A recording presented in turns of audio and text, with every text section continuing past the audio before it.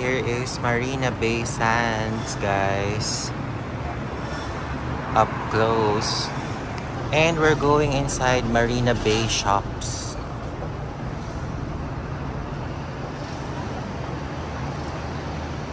My God, guys, ang ganda dito.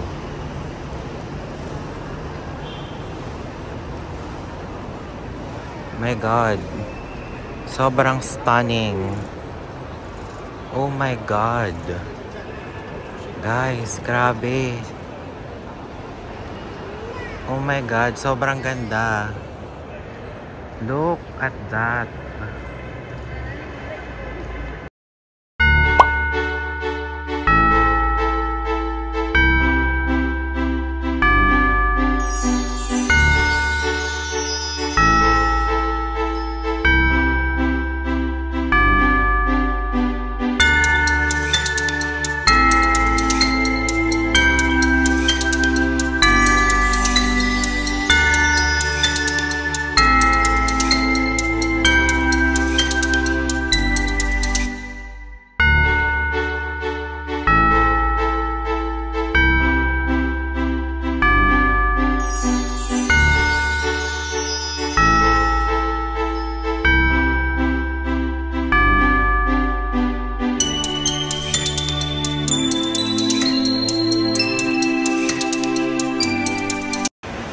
So guys, ang perfect time na magpunta rito is on a weekday.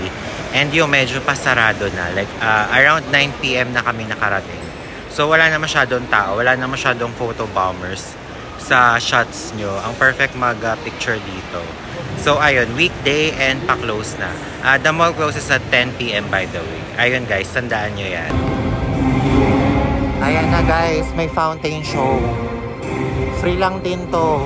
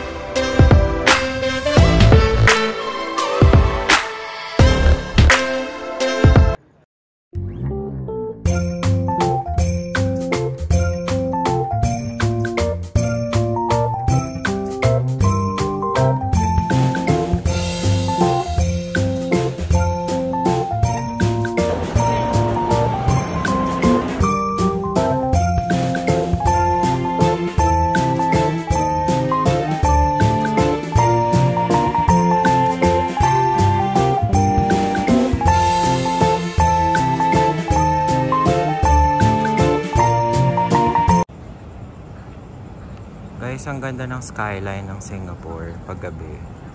Look at these lights. Grabe. And ito yung floating Apple Store. Ayan. Punta kayo dito pag gabi. Super ganda mag-picture. And ang ganda ng view as in. Ayan yung Fullerton Hotel. Ayan. Dami niyong makikita. Grabe. And of course, yung Marina Bay Sands. It's here. Oh.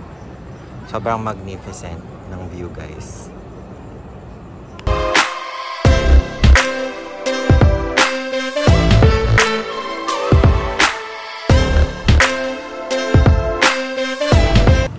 And guys, itong walkway papunta rin sa Apple Store.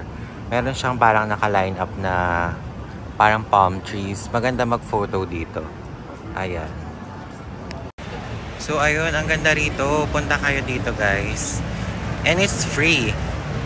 So ayun, tipid pero ang dami niyong magandang pictures na makukuha. As in.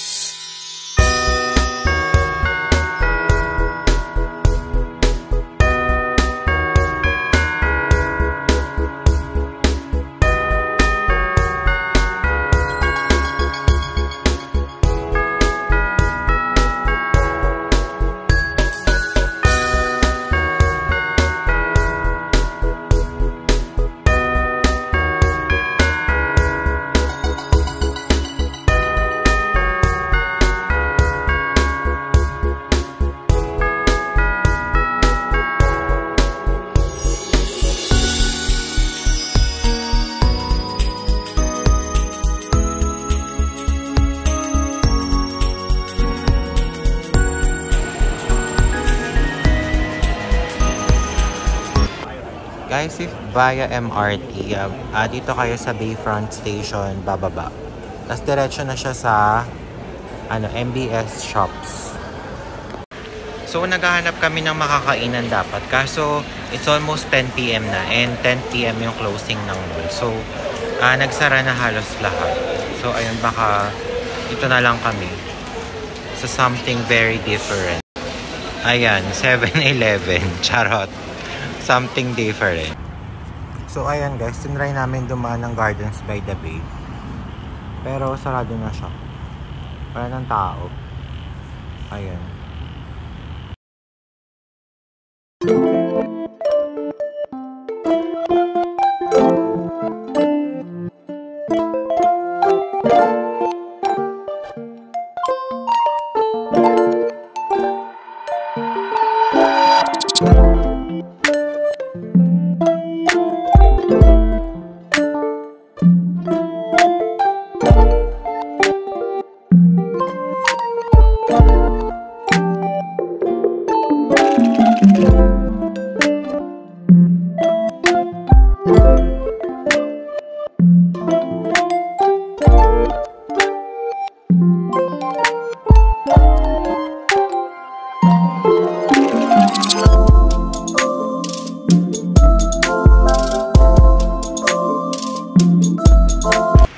Guys, it's almost midnight. Pero lumabas ako, bumili ako ng water. Busan ako ng water. So ayun, pakita ko lang sa inyo tong isa pang hotel na option dito sa Juchat Road. And by the way, super safe pa rin maglakad dito kahit gabi na. So ayan guys, this one is called Champion Hotel. Ayan, mukhang nice din siya. Ayan, parang boutique hotel style lang din. So ayan, parang okay din siya based sa reviews na nakita ko online. And I'm back here at AM Hotel. This is my last night na guys.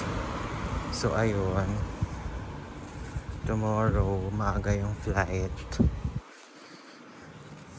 Ayan. And I'm gonna rest early na.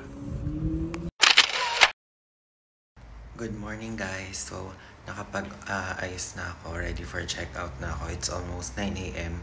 And ang flight ko is na-delay siya. So dapat 6 AM originally and then naging 11 AM. So last minute nag-email si Jetstar. So ayun, medyo nakaka-disappoint. And I had to make some arrangements kasi may work na ako dapat mamaya. So, buti na lang na-sort out ko na siya. And ayun, mag-check out na ako and I'm on my way to the airport na after that. So, ayun, I will update you guys later kapag nasa Changi Airport na ako. And sa Terminal 4 tayo. Okay, see you! Okay, goodbye room.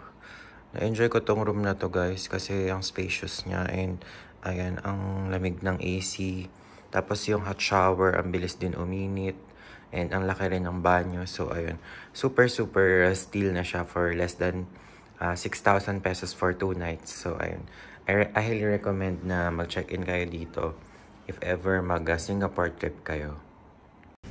So guys, kinabahan pa ako kasi wala akong mabook na Grab. Pero buti na lang meron na rin. Siguro mga 15 minutes din ako nag-intay. Kasi medyo gipit na ako sa time. Sabi naman kasi ni ate 2 hours before the flight, carry na. So ayun, hopefully makarating pa rin ako around 2 hours before my flight sa airport. Kasi nasa east side naman kami. So malapit lang to sa airport.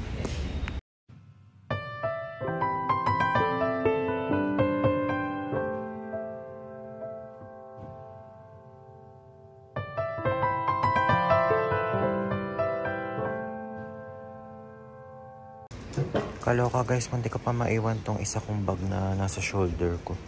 Sabi ko pala, parang masyadong comfy, pat ang konti ng bags ko. Yun pala, munti ko na siya maiwan dun sa lobby. Kaloka.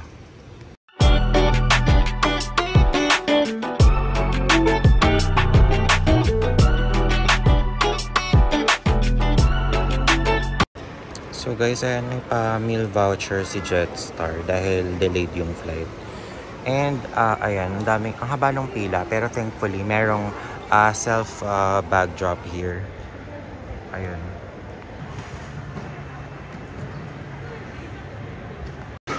Grabe guys, ang masasabi ko lang, sobrang efficient talaga dito sa Singapore.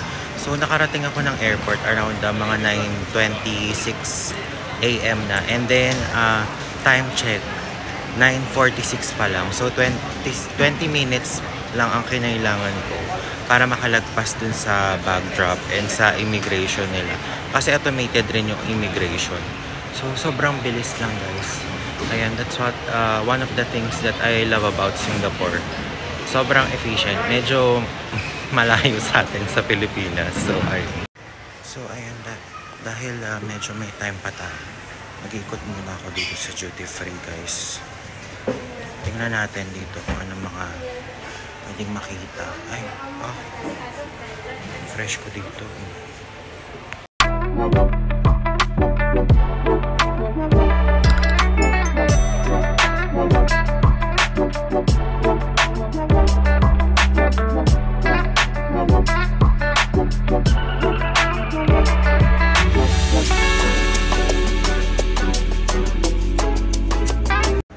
Guys, so ang mahal ng Moschino Toy Boy dito sa airport. 127.50 yung 100 ml. And nabili ko lang siya dun sa dollars and cents sa Lucky Plaza ng $68. So, diba? Meron ding mga sets na dito guys. So, like, ayan, Carolina Herrera, John Paul Gaultier. Ano pa ba? Ayan. Ayun, merong Bad Boy. And Coach. Ayan.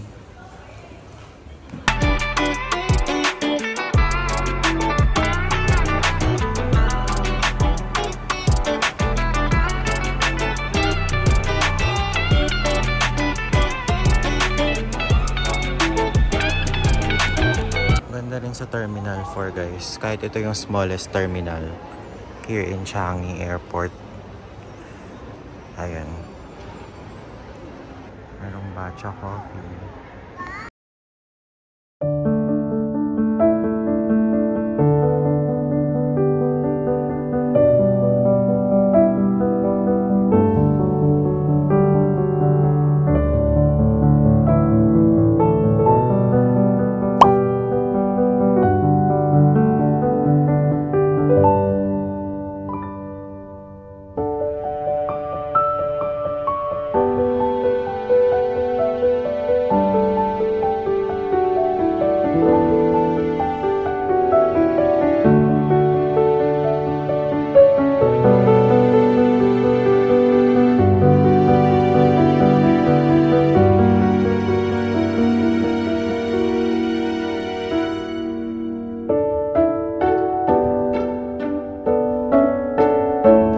So guys, mag-try tayo ng croissant nila. Parang very inviting. Can you look at that? It's very, very smooth to drink. And one box croissant. Guys, nakakaloka. Ang social ng resibo nila. May pag-greeting card o kamagkano tayo. $10 for 3 pieces of pastries. 400 plus. Pero may pag-greeting card naman daw. So, wag na umarte. Charot. Parang gusto ko uwian ito yung kapatid ko na mahilig mag-coffee. Ayan. Sige nga, try na natin. Minsan lang tayo nandito. So, ayan guys. We got the goods. And dalawa na ang resibo. So, dalawa na ang greeting card natin. Ma-recycle na lang to sa Pasko. Charot.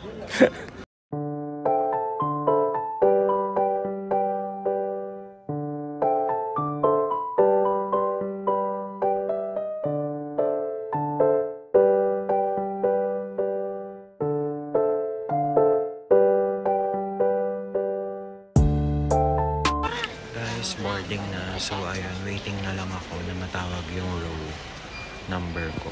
Ayun.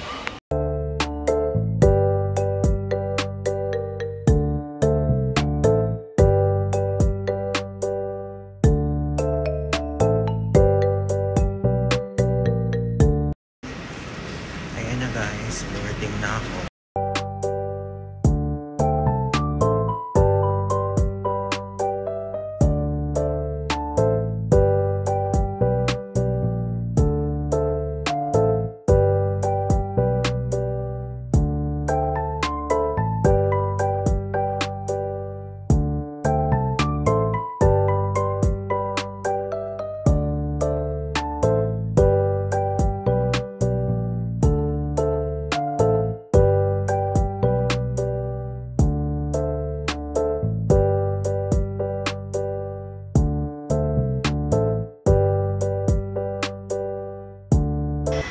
Guys, we have arrived na in Manila and nadaan lang ako dito sa immigration and ayun, pauwi na.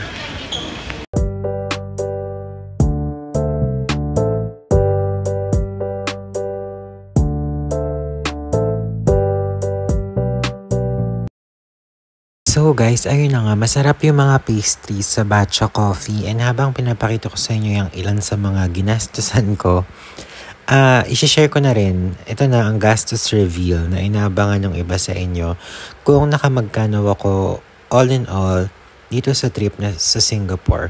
And ayan, i-share ko na lang sa inyo sa screen and kayo na bahalang mag-screenshot para meron kayong guidelines sa next Singapore travel ninyo.